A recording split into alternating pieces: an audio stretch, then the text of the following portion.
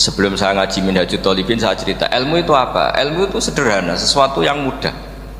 Karena ilmu itu fitratallahi allati fataran nasa misalnya begini, saya orang miskin, nggak punya apa-apa, sudah nggak punya apa-apa, nggak punya jabatan, terus keluarga yang nggak pati loyal, mungkin istri ada ngidolakan kita, bahkan anak kita sendiri juga nggak ngidolakan kita. Itu kan sial-sialnya orang, anak kita aja nggak pernah ngidolakan kita. Tapi untuk bahagia itu sebenarnya sederhana. Sederhananya begini, orang pinter itu ingin mempertahankan kehidupannya, terus pinter sampai berobat habis banyak ke Belanda, ke Jepang supaya mempertahankan nyawanya. Nah, si miskin ini kalau dia setiap makan, ya Allah, saya dengan makan ini mempertahankan nyawa saya. Jika makan itu satu kajian ilmiah bahwa ini luar biasa. Bahwa orang punya Alphard, punya uang 1 miliar, itu tidak mempertahankan sesuatu yang pokok, yaitu nyawa. Orang tidak punya Alphard itu hidup, nggak punya uang 1 miliar hidup. Tapi kalau nggak punya nasi 1 piring, nggak punya air 1 gelas bisa mati. Artinya apa? Orang miskin itu yusyarikul aghniya, sama dengan orang-orang kaya dalam hal kepemilikan hal-hal yang pokok. Tapi kadang-kadang orang miskin itu ya nyon sewu agak belagu, sudah miskin ingin punya Alphard, sudah miskin ingin punya uang, ya dia tersiksa. Harusnya cara berpikir nggak punya Alphard tuh masih hidup, nggak punya uang 1 miliar masih hidup. Yang punya Alphard hidupnya juga pakai nasi 1 piring, yang punya uang 1 miliar juga pakai nasi. Ya kalau itu kan sama, saya punya. Kalau gitu kan bisa miskin rasa kaya. Itu memang harus dilatih. Nah, kalau orang kaya kan rumahnya banyak di mana-mana. Memangnya kalau rumahnya banyak di mana-mana terus tidur di sini 1 jam, di rumah itu 1 jam, malah nggak bisa tidur kan? Tetap aja yang dipakai 1 kamar. Itu gunanya apa punya rumah banyak? Setidaknya zaman miskin itu dia berpikir gunanya apa punya rumah banyak, dipakai ya hanya 1. Meskipun suatu saat kalau dia kaya juga berpikirnya agak rubah. Ya penting punya rumah banyak biar kemana-mana punya rumah, nggak apa-apa. Tapi sementara masih miskin jangan berpikir seperti itu. Nah, yang menjadi miskin kacau kan sudah miskin berpikirnya gaya orang kaya, itu kecelakaan. Nah, itu ilmu, maksud saya itu ilmu. Jika dulu Nabi ngajari orang miskin itu sederhana, ketemu orang miskin sama Nabi diajarkan.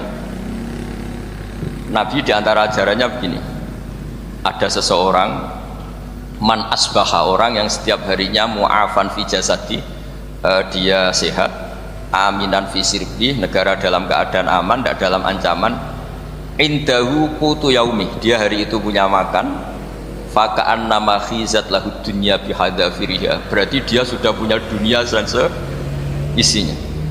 Karena polanya sama. Buat Presiden Amerika itu yang untuk mempertahankan nyawanya ya makan pokok dan minuman pokok, bukan jabatannya sebagai presiden atau punya uang triliunan. Yang paling kaya di Indonesia juga gitu, untuk mempertahankan hidupnya juga dengan makanan pokok, dan itu orang miskin punya. Kehidupan paling top itu apa? Ya kehidupan yang mempertahankan nyawa itu yang paling top, lainnya itu enggak. Karena mempertahankan nyawa ini super penting dan orang miskin bisa. Nah, saya berharap ilmu seperti inilah menjadikan dulu itu kuat ketika melawan Belanda. Kenapa kuat? Karena mereka gampang syukur. Barokahnya gampang syukur itu selesai dengan dirinya sendiri. Kalau bahasa intelektualnya itu, orang kalau sudah selesai dengan dirinya sendiri bisa berpikir memanfaati pada orang. Dulu orang-orang miskin ketika era sahabat, termasuk era para ulama yang mendidik para umatnya, itu selesai dengan dirinya sendiri. Nah, sekarang banyak orang miskin juga termasuk orang kaya, bahkan belum selesai dengan dirinya. Wah, itu angel, ngajak jihad angel, karena dengan dirinya saja belum selesai. Maka masyhur itu kan ketika perang Tabuk, ada orang datang, kira-kira kalau Indonesia pakai beras 4 kilo, ya Rasulullah yang 2 kilo tak kasihkan keluarga kami supaya bisa makan, yang 2 kilo tak kasihkan jenengan untuk biaya perang. Perang Tabuk itu perang tersulit, disebut perang Dadil Usra. Sekarang hitung saja, ini coba dihitung, mungkin yang bagian kasir tahu. Kalau 2 kilo kali 3.000, umat Islam masih itu sekitar hampir 3.000, itu sudah 6.000 kilo. 6.000 kilo itu artinya apa? Orang miskin ketika perang membiayai dirinya sendiri, itu satu. Kedua, dengan mental memberi, orang ini tidak tamak. Barokahnya tidak tamak, tidak nyalahkan yang kaya. Efek dari itu apa ketika perang Tabuk? Sumbangan dari Sayyidina Utsman yang jumlahnya besar sekali, yaitu diantaranya 1.000 dinar. 1 dinar kira-kira 4,25 gram, berarti sekitar 4.000 gram. Itu bisa diberikan alat perang. Sumbangan dari Abu Bakar juga bisa dipakai beli kuda untuk perang. Nah bayangkan kalau kebutuhan orang miskin ini untuk makan itu nggak mau urun. Wah saya miskin nggak perlu urun, saya miskin dipakai alasan terus. Maka jumlah 3.000 ini akan mengurangi anggaran untuk belanja peralatan perang karena untuk konsumsi orang miskin. Udah gitu kadang mangane tanduk itu kan repot. Wes miskin mangane tanduk, nak antri mob kan ribet. Artinya apa? Perang ini tidak fokus karena ngurusi konsumsi untuk orang-orang miskin. Nah, dulu zaman Nabi orang miskin pun semuanya heroik. Mereka dibantu gak mau, inginnya bantu. Sampai dicibir sama orang munafik. Apa gunanya sedekah 2 kilo? Perang ini perang besar antar negara. Pas itu mau perang melawan Romawi. Sampai orang munafik bilang alladzina almizuna almuttawiina minal mu'minina fis sadaqati walladzina la yajiduna illa juhdahum faskharuna minhum. Orang-orang munafik digambarkan Allah orang-orang yang mencibir sedekah kecil. Untuk perang besar kok sedekahnya hanya 2 kilo. Tapi yang mahal bukan 2 kilonya. Kalau ada 1 juta orang miskin menyumbang negara 20.000, itu artinya apa? Kita punya rakyat yang inginnya hubungannya dengan negara memberi. Tapi coba kalau kita 2 juta rakyat yang inginnya dari negara mendapat, pegawainya demo ya. Nah ini ajarannya Nabi yang luar biasa. Dulu Nabi itu bisa mendidik orang miskin pun bermental memberi. Nah barokahnya bermental mandiri ini mereka selesai dengan dirinya sendiri. Coba kalau mereka tidak bawa makanan sendiri ketika perang, mungkin kuda yang untuk perang, terus mereka berpikir, bu ini saja disembelih supaya kita bisa makan. Ribet kan? Ngapain beli senjata yang mutakhir, makan saja nggak bisa. Tapi barokahnya mereka urun sendiri. Mereka selesai dengan dirinya sendiri. Ini hebatnya didikan Rasulullah Shallallahu Alaihi Wasallam. Dulu Mbah Hashim dan kawan-kawan itu berhasil mendidik seperti itu. Santri yang miskin-miskin itu kalau ngaturi kiai duwene telo dikekno telo, duwene wi dikekno wi. Jika kiai sing wis mapan-mapan, misalnya kados kula wonten kan mun setengah mapan, ya akhirnya ya iso mangan wi. Jebule wi ku ya enak. Santri ya seneng mergo kiai ini seneng pancen wis suwi mangan pizza misalnya. Nah, tapi nak sing melarat terus aku melarat kiai tak kei wi mosok doyan. Wis melarat medhit di alasan kan ribet kan. Ini yang perlu dihilangkan. Medhit kok berargumentasi. Tapi yang mahal itu bukan winya, mental memberi. Orang itu kalau mentalnya memberi itu berarti selesai dengan dirinya. Tapi kalau tidak bermental memberi pasti tamak. Dan tamak itu mesti menghakimi orang lain. Maka dalam kitab hikam diterangkan penyakit terberat itu tamak. Kenapa? Karena orang pikir itu tidak ada kata-kata kitab hikam, bukan kata saya.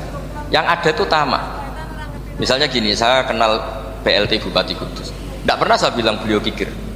Tapi sekali saya pernah ngajukan proposal tidak kesampaian.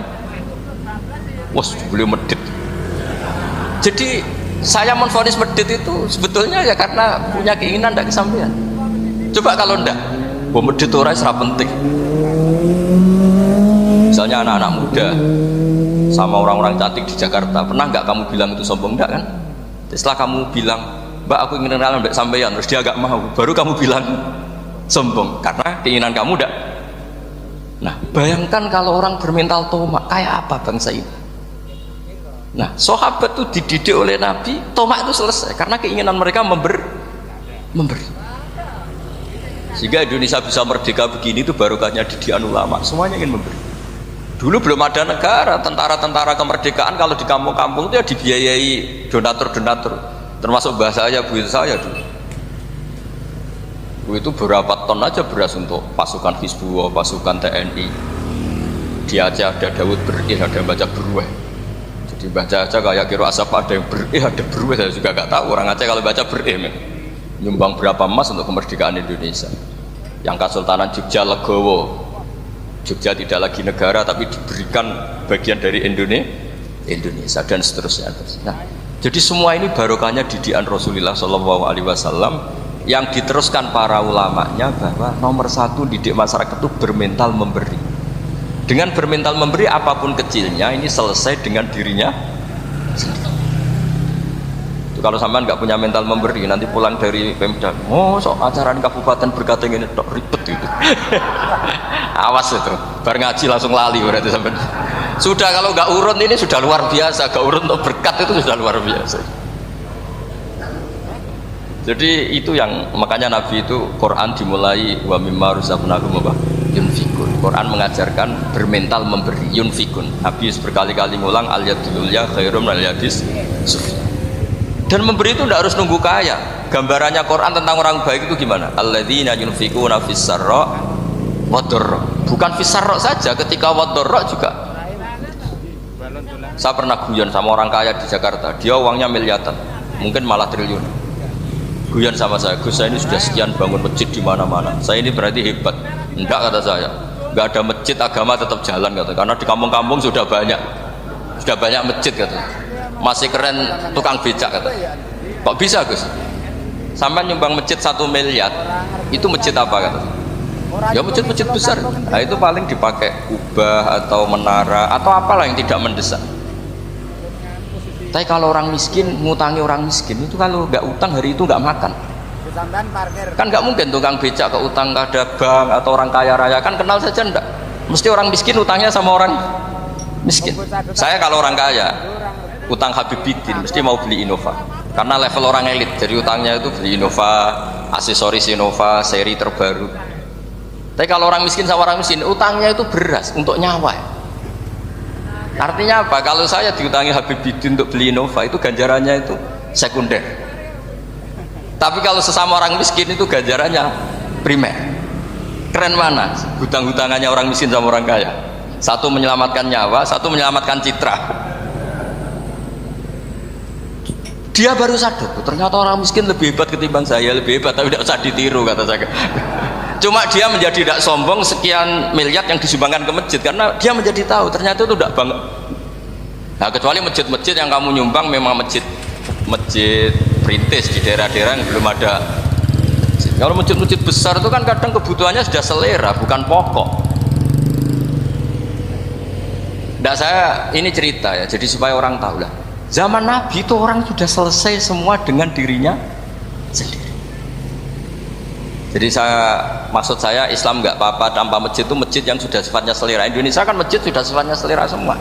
Yang dikatakan masjid pokok kan yang dipakai sholat bisa, dipakai alat sesuci bisa. Tapi kalau sudah selera ya pondasinya harus begini, lampunya harus dari kristal, terus kubahnya itu sudah selera. Nah rata-rata sumbangan yang miliatan itu kan sudah ke selera. Sementara orang miskin utang-utangan sama orang miskin untuk menyelamatkan apa coba? Nyawa. Artinya para orang miskin jangan kecil hati, wah saya sedekah hanya 2 kilo, tapi 2 kilo nyawa. Dan itu pahalanya luar. Nah ini ilmu asal saja. Nah kiai itu berhasil seperti itu sehingga orang-orang miskin dulu tuh ngurmat tentara itu ya nganggo wi, nganggo telo, bahkan ada yang pakai apa itu Pak Hartopo itu pisang itu, arasnya pisang itu, gronggolnya pisang sudah dipakai saja Pak tentara. Tentara di mana-mana bisa makan. Coba kalau yang ngamal yang kaya itu tidak cukup. Tapi barokahnya yang miskin juga ikut ngamal itu cukup karena yang miskin itu mayoritas. Jadi kaum miskin pasti menang lah kan kira-kira gitu. Karena di mana-mana orang miskin itu banyak. Menemukan orang kaya itu nyari data. Kalau menemukan orang miskin seketemunya pasti ketemu. Dan orang miskin ini dididik ulama untuk berkontribusi. Sehingga banyak tentara yang ketika dicari Belanda pura-pura jadi petani. Ini juga yang menyelamatkan orang miskin. Nah, ulama dulu tuh orang paling sukses mensuasanakan seperti itu. Nah, itu yang diceritakan di perang Tabuk, mimpa di maga tayazihu qulubu fariqin minhum. Jadi perang Tabuk itu perang di antara yang paling diceritakan Allah berkali-kali apa? Ya Rasulullah tadi malam saya buruh dan ini dapat 2 sok ya kira-kira berapa kilo lah. Yang separuh untuk keluarga kami, yang separuh saya sumbangkan ke jenengan. Lu coba perang antar negara hanya menyumbang 2 kilo beras, bayangkan. Tapi nilainya bukan 2 kilo. Kalau 2 juta rakyat Indonesia nyumbang 2 beras, artinya hubungannya dengan negara hubungan ingin memberi. Dan barokahnya hubungan ingin memberi, ora pati kecangkeman tomak, ora pati kakean menuntut. Ini yang mahal itu yang gak ternilai itu. Dan itu menjadi kekuatan yang luar biasa sehingga umat Islam bisa mengalahkan pasukan Romawi. Nah Indonesia dulu kira-kira seperti itu pra kemerdekaan. Ya itu saja sebagai mukaddimah hari santri.